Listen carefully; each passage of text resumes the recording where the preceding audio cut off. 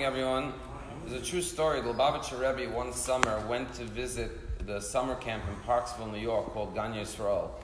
And when the Rabbi was touring the camp, visiting, he went into the canteen. And there was a sign on the wall in the canteen that said, "Money is the root of all evil. Money is the root of all evil. Leave your evil here." And the Rebbe told him to take down the sign because the Rebbe pointed out, of course, that in Judaism, money is not the root of all evil.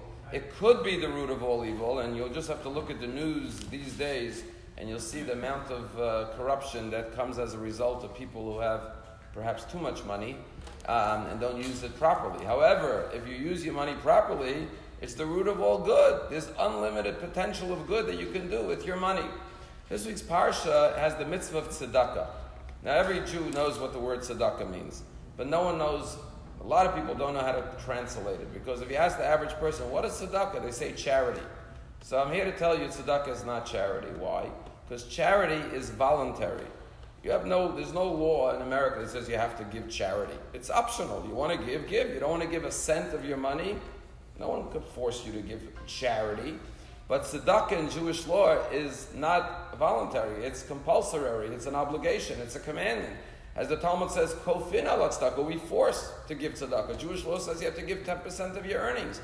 And if you don't, you've committed a sin, because the real meaning of the word tzedakah is from the word tzedek, which means justice.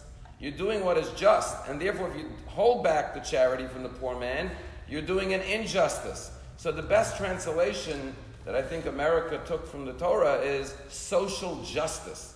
There are certain things that we say it's our just obligation to do. But here's something very beautiful that we should always remember when we give tzedakah. When the Torah in this week's parsha talks at great length about open up your heart, open up your hand, don't just open your heart. Sometimes people give you sympathy. Oh, I feel so bad. God should bless you. Everything should be good. The Torah says, don't close your heart and don't close your hand. It's not enough to open your heart to the poor man. Open your hand. You know, they say some people yes, but it says some people have deep pockets but short hands. You have to have, not enough to have deep pockets, you have to have long hands to reach in and give the man. And the Torah says, open up your hand and give him. Don't hold back, and don't feel bad when you give it to him, because God will bless you. The more you give, the more blessings you'll get. But here's something absolutely that goes unnoticed that's absolutely beautiful. Whenever the Torah refers to the poor man in this week's parsha multiple times, you know what it calls him? Achicha ha'evyon, your brother who is destitute. Do not hold back your hand. Me'achicha ha'evyon. Why does the Torah always tell you, your brother the poor man, your brother the poor man? Because let's imagine, God forbid, you had a brother that was poor. You would feel it's my moral obligation to take care of him. He's my brother. And the Torah is saying is just expand the definition of who's your brother. Your brother is not only a biological brother from your mother, that you would feel you are morally obligated to take care of your own flesh and blood. But every Jew and every human being is your brother. And therefore, the same moral obligations you have for your brother, you have for every person, to the ability that you can. And therefore, the Torah reminds us, he's not just a poor man, he's your brother, the poor man. And do not hold back from your brother, because that is your obligation, that is your duty, that is your responsibility in this world, to care for others. If God gave you enough for yourself and to help others, then you must do that for others. And it's interesting that in Jewish law, there are many laws about tzedakah, and one of the fascinating laws about tzedakah is that even a poor man is obligated to give tzedakah. And the question is, why does the poor man have to give tzedakah? He's the recipient of tzedakah. And what's the point? I give the poor man tzedakah, and then he takes some of my tzedakah and gives it to another person? And what the Torah is saying is every human being, as part of being a human being, is the ability to feel that I can be a giver, that I can help others. And that poor man also needs that feeling of, I am helping others. Helping others and giving is so fundamental and critical to human dignity and self-worth and value and the definition of being a human being, that I can give, that the poor man is obligated to give tzedakah as well. You know, there's so many beautiful stories about tzedakah, but, you know, the famous story about the Rothschilds, the king, the Sultan, once asked one of the Rothschilds, how much are you worth?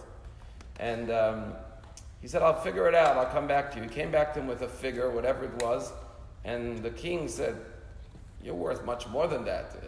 That's a very low sum you gave me. And he said, you asked me not how much I possess, but how much I'm worth. My definition of my self-worth is the money I've given away to help others. And therefore, I calculated all the tzedakah I've given, and that's what I consider my worth. It's interesting, we have Worth Avenue in Palm Beach, but we also have, a phrase in America, how much is he worth? And you tell him how much he has. But the only thing you really have, which is what you take to the next world, is your masim tovim, your good deeds and the charity you've given. When you think about the Rothschilds, if you go to Israel, there are many cities like Zichron Yaakov, Rosh Pina, Petach Tikva, that were established by the Rothschilds. And hundreds of thousands of Jews live in these cities and enjoy these beautiful cities. Where is the rest of the Rothschilds' money? Where are their companies? No one knows where it is. It's gone. Nobody goes, this is the Rothschilds' house. They don't own it. Where are their descendants? But you know where their money is? You know where it's forever? In the state of Israel, in Eretz Yisrael, in these cities that Jews live in. What they gave away to help others, that lives on forever. And that's true in our lives, in our own measure. What we do for others and what we create here will always live on. It can never be taken away. It can never be lost.